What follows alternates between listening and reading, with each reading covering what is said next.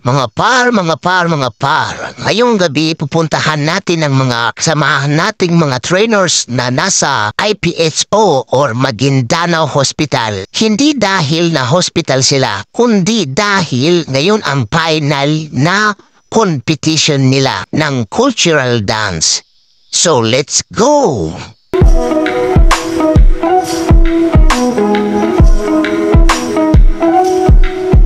Par mga pare, ang sasakyan pala natin ngayon papuntang IPHO Maguindanao ay ang aking Hilux na sidecar. Mga pare, habang binabaybay namin ang highway papuntang IPHO Maguindanao ay biglang boom! Ang tanggungin! Open ka. Baso mga pare, biglang tumiri ka namin Hilux na sidecar. Akala ko naubusan na ng gasolina. Yun pala, naka-off lang ang carburetor nito. So, nandito na tayo mga kaibigan, mga par sa IPHO kung saan tayo manonood ng cultural dance competition.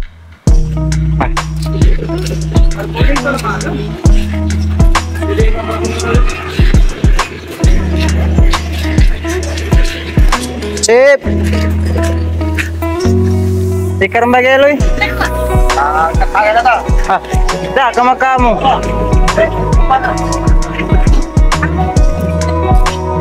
Naman dyan na, nakikformasyon siya ko sa dati pa.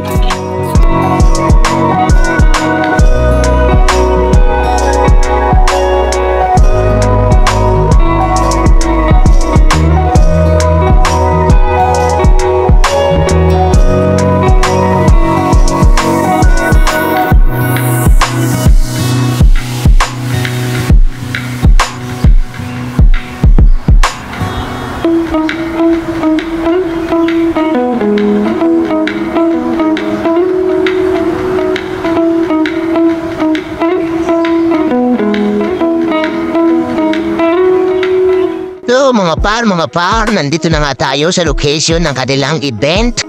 Grabe pala mga par, ang laki ng gym nila dito sa likod ng kanilang hospital Maguindanao. At tayo ay lalapit mga par para makita na natin dito mga dance cultural nila mga par. So, ewan ko lang kung ano na ang nagpo-perform ngayon.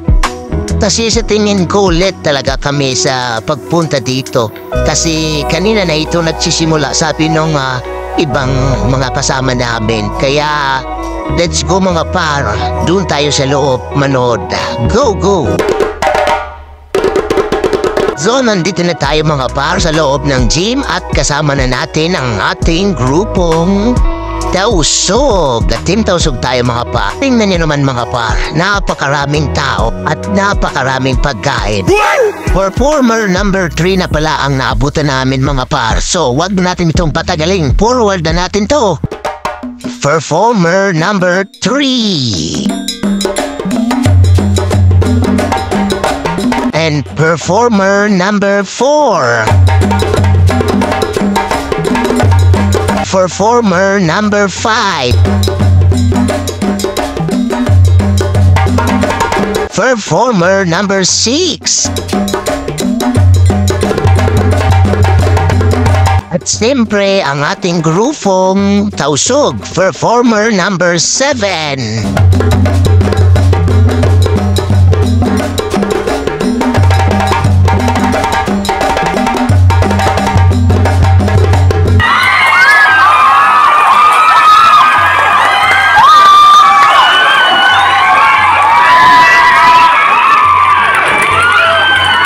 And the last performer number 8. Tapos na ang lahat ng mga contestant mag-perform.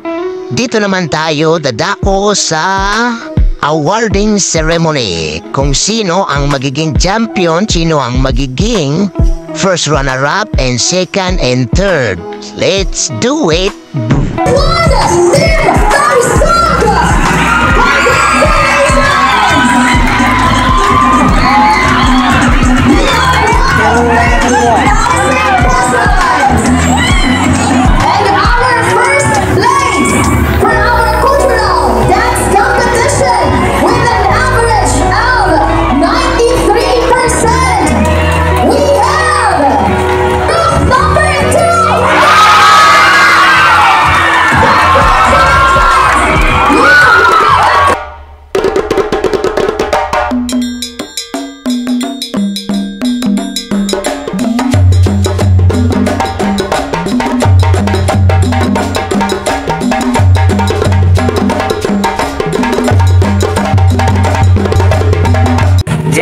Ayan mga kaibigan, tapos na contest, pauwi na kami. Nakakuha tayo ng first runner-up. Bye.